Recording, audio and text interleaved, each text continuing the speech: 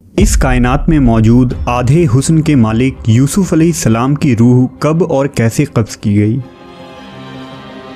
یوسف علیہ السلام کی وفات کے بعد مصری اور اسرائیلیوں کے درمیان کس بات پر اختلاف ہو گیا؟ آپ علیہ السلام کی قبر مبارک دنیا کے سب سے بڑے دریا کے نیچے کیوں دفن کیا گیا اور یہودی آج اس تابوت کی کھوج میں کیوں لگے ہیں؟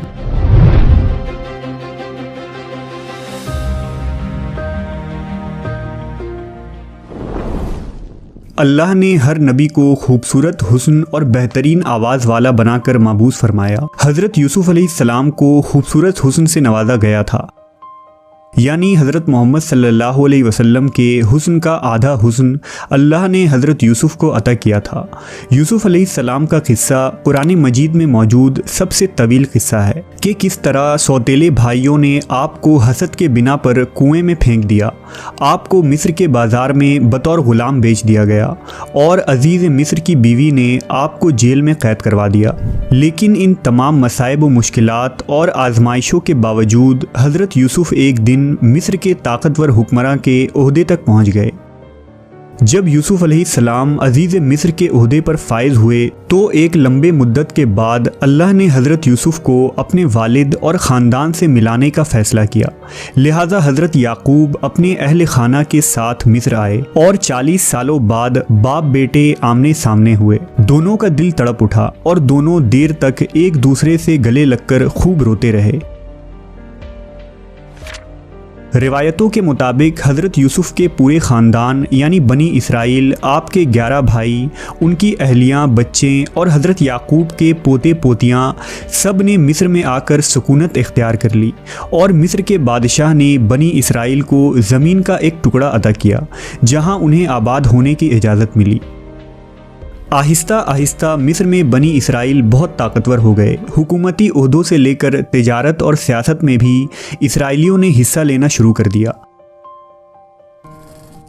جب حضرت یوسف علیہ السلام کی عمر 100 برس ہوئی اور حضرت یعقوب 147 برس کے ہوئے تو اللہ کا حکم ہوا کہ حضرت یعقوب کی روح قبض کر لیا جائے، لہذا ملک الموت نے حضرت یعقوب کی روح قبض کر لی۔ جب اپنے والد کی وفات کی خبر حضرت یوسف کو ملی تو اپنے سر سے تاج اتار کر پھینک دیا اور ان کے بدن پر جو ریشمی لباس تھا اسے پارا پارا کر دیا اور بے چینی کے عالم میں دوڑتے ہوئے اپنے والد کے جنازے پر پہنچے۔ یوسف علیہ السلام باپ کے جنازے کو دیکھ کر بے تحاشا رونے لگے اور روتے ہوئے آسمان کی طرف دیکھا۔ یکایک آسمان کے دروازے کھل گئے اور انبیاء کی روحیں اور فرشتے حضرت یعقوب کے جنازے کی طرف آئے۔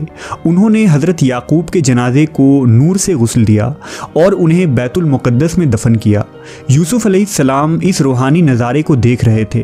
جنازے کی نماز ادا کرنے کے بعد آپ علیہ السلام اپنے دربار میں واپس آئے۔ آپ غموں سے چور تھے، باپ کی جدائی اب آپ کے برداشت سے باہر تھی۔ رات ہوئی تو دریائے نیل کے کنارے گئے، مصلی بچھایا اور روتے ہوئے پوری رات نماز ادا کی، یہاں تک کہ صبح ہو گئی۔ اس وقت جبرائیل علیہ السلام نازل ہوئے اور حضرت یوسف سے فرمایا، اے یوسف، آپ کے والد کی عمر تمام ہو چکی تھی، اس لیے خداوند نے انہیں اپنے طرف بلا لیا، لیکن ابھی آپ کا وقت نہیں آیا، لہٰذا اپنے رب کی عبادت کیجیے اور اس زندگی کو آخرت کے لیے مزین کر لیجیے، کیونکہ موت کا وقت آ گیا تو مہلت نہ دی جائے گی۔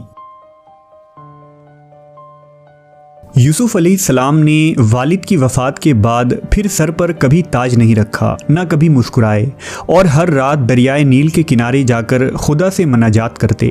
اس طرح 20 سال گزر گئے، یہاں تک کہ ایک رات حضرت یوسف نے خواب دیکھا کہ ان کے والد یعقوب اور دادا اسحاق ان سے کہہ رہے ہیں کہ اے یوسف، اب ہمارے ملنے کا وقت قریب آ چکا ہے، 3 دنوں کے اندر ہماری ملاقات ہوگی۔ روایت ہے کہ یوسف علیہ السلام نے ان 3 دنوں میں باپ کو دیکھنے کی خواہش میں اتنی گریہ و زاری کی کہ ان کے والد حضرت یعقوب نے بھی ان 40 سالوں میں اتنی گریہ و زاری نہیں کی ہوگی۔ پس تیسرے دن ملک الموت آئے اور یوسف علیہ السلام سے فرمایا، اے یوسف، آپ کی مدت ختم ہو چکی ہے اور آپ کے آباء و اجداد آپ کے منتظر ہیں۔ لہٰذا یوسف علیہ السلام نے سر تسلیم خم کیا اور ملک الموت نے ان کی روح قبض کر لی۔ जब यूसुफ अलैहिस्सलाम की रूह जिस्म से जुदा हो रही थी तो भाइयों ने गिरियाज़ारी करना शुरू कर दिया। बनी इसराइल में वावेला मच गया।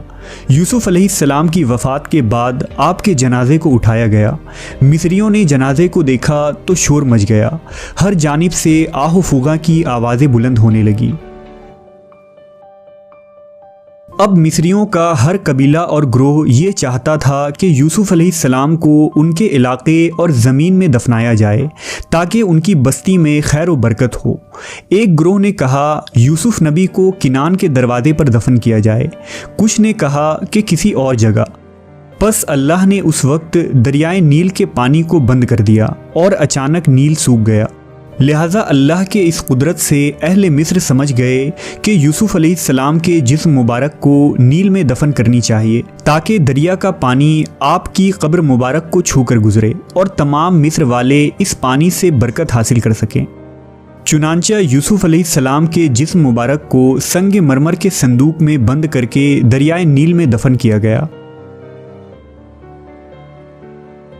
रिवायतों के मुताबिक जब एक अरसे बाद बनी इसराइल फ़िरौन मिस्र के ग़ुलाम बन गए तो मूसा अलैहिस्सलाम की रहनुमाई में उन्होंने मिस्र से हिजरत किया। लेकिन हिजरत के दौरान मूसा अलैहिस्सलाम रास्ता भूल गए और बनी इसराइल नील के करीब भटकने लगे। बनी इसराइल ने बहुत कोशिश की लेकिन उन्हें सही रास्ता न मिला। इस पर बनी इसराइल के बुज़ुर्गों ने कहा कि यूसुफ अलैहिस्सलाम ने अपनी वफ़ात से पहले ये वसीयत की थी कि अगर तुम लोग कभी मिस्र से निकलो तो मेरी ताबूत को भी अपने साथ ले जाना। लिहाजा जब तक आप यूसुफ अलैहिस्सलाम की लाश मुबारक को अपने साथ न ले जाएंगे रास्ता नहीं मिलने वाला। इस पर मूसा अलैहिस्सलाम ने पूछा कि क्या तुम्हें पता है कि यूसुफ अलैहिस्सलाम की कब्र कहाँ है? उस वक्त एक बूढ़ी औरत के सिवा बनी इसराइल में किसी को न पता था कि वो ताबूत कहाँ मौजूद है। लिहाजा वो बुढ़िया हज़रत मूसा को एक झील के पास ले गई जिसके पानी का रंग अजीब व गरीब था। बुढ़िया ने कहा कि इसका पानी निकाल दो। जब ऐसा किया गया तो ज़मीन नज़र आने लगी। लोगों ने वहाँ खुदाई शुरू की जिसके बाद एक कब्र ज़ाहिर हुई जिसमें वो ताबूत मौजूद था। मूसा अलैहिस्सलाम ने उस ताबूत को निकाला और आगे का रास्ता तय किया तो आपको रास्ता मिल गया और आप उस ताबूत की बरकत से अर्ज़ मुक़द्दस पहुंच गए। मूसा अलैहिस्सलाम ने फ़लस्तीन पहुंचकर उस ताबूत को किसी खुफिया मकाम पर दफन कर दिया। इस वाक़े का ज़िक्र अहदनामा क़दीम में किताब यसू में मौजूद है। इसी तरह यहूदियों की एक मुक़द्दस किताब जेनेसिस रब्बा में भी इस किस्से का ज़िक्र आया है। मूसा अलैहिस्सलाम ने उस ताबूत को लोगों से छुपाकर किसी नामालूम जगह पर क्यों दफन किया, इसका इल्म सिर्फ अल्लाह को ही है और इसके पीछे क्या हिकमत पोशीदा है ये कोई नहीं जानता। फ़लस्तीन की मगरिबी किनारे पर एक शहर आबाद है जिसका नाम नाबलस है। नाबलस में वाक़े एबल पहाड़ी के करीब एक मकाम ऐसा है जिस पर 50 सालों से इस्राएली यहूदियों और फ़लस्तीनी मुसलमानों के दरमियान एक जंग छिड़ी है। यहूदियों के मुताबिक नाबलस के इस मकाम को, जिसे वो मकाम यूसुफ कहते हैं, एक मुक़द्दस जगह है जहाँ यूसुफ अलैहिस्सलाम का मज़ार है। दूसरी तरफ अली हेरात और इब्न बतूता जैसे मुस्लिम मुहक्किकीन ने भी हबरून और नाबलस को ही वो मकाम करार दिया है जहां यूसुफ अलैहिस्सलाम का मज़ार मौजूद है। 1967 की अरब इसराइल जंग के बाद यहूदियों ने इस जगह कब्ज़ा कर लिया था, जिसके बाद ये मकाम इसराइल के कब्ज़े में चला गया। साल 1990 में इस मकाम को यहूदियों ने एक आर्मी बेस में तब्दील कर दिया और उसे यहूदी रब्बियों की निगरानी में छोड़ दिया गया। यहूदियों के लिए ये मकाम इतनी अहम और मुक़द्दस क्यों है? नेज़ यूसुफ अलैहिस्सलाम के उस ताबूत में ऐसी कौन सी पुरइसरारियत मौजूद है? ये आज भी एक राज है।